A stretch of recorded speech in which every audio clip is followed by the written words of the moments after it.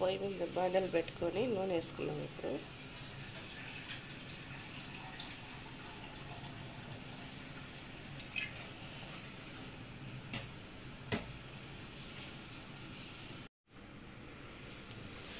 దొండకాయ fry రైతురే cut చేసి పెట్టుకున్నాను. దొండకాయలు ఇలా సన్నగా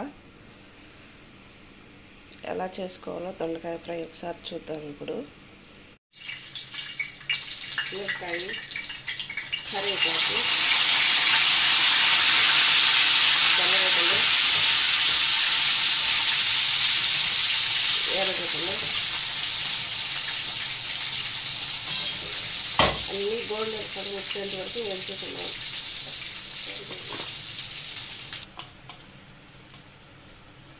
ఇప్పుడు దొండకాయలు కట్ చేసి పెట్టినది వేసేసుకున్నాము. తర్వాత వేగిపోయింది.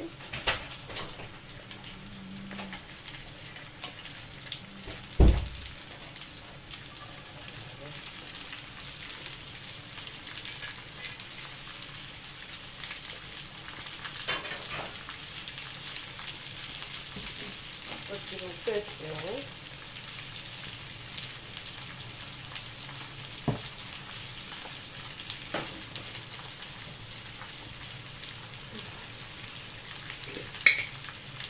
అట్లా కాస్త పసుపు వేసుకున్నాం.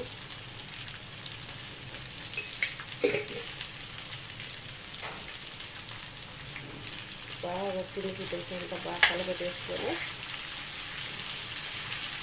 టైం పడతాయి దొండకాయలు ఆకాలంటే. దగ్గర ఒక అర్ధగంట పడుతుంది. కలపెట్టుకొని మూత పెట్టేసుకున్నాం.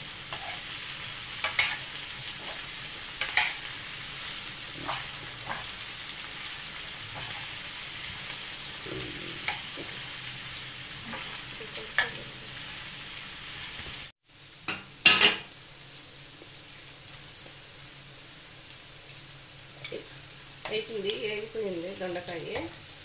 ఇప్పుడు కొద్దిగా మిరప్పొడి మనకు టేస్ట్ తగ్గ,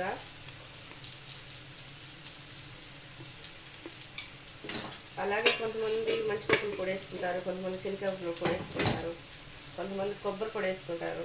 నేను మటుకు మంచి పప్పులు పొడి వేస్తున్నా, తెల్లపప్పుల పొడి. నా కాడ లేదు ఇదే కాబట్టి ఇదే వేసుకుంటున్నాను. నేను ఏదైనా వేసేస్తాను, ఏది ఉంటే సమయానికి అది.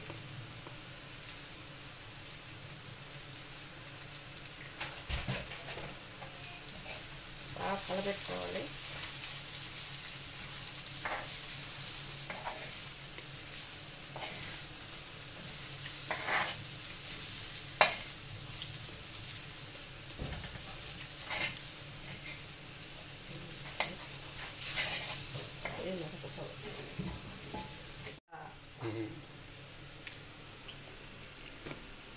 బాగుంది, అన్ని సరిపోయినాయి. సూపర్గా ఉంది. ఎలా చేసినాను ఒకసారి చెప్పండి. లైక్ చేయండి, షేర్ చేయండి, సబ్స్క్రైబ్ చేయండి ఫ్రెండ్స్. సబ్స్క్రైబ్ చేసినందుకు, లైక్ చేసినందుకు, షేర్ చేసినందుకు. ఈ దొండకాయ ఫ్రై పెడతాను ఫ్రెండ్స్. షేర్ చేయండి, సబ్స్క్రైబ్ చేయండి. Okay, bye.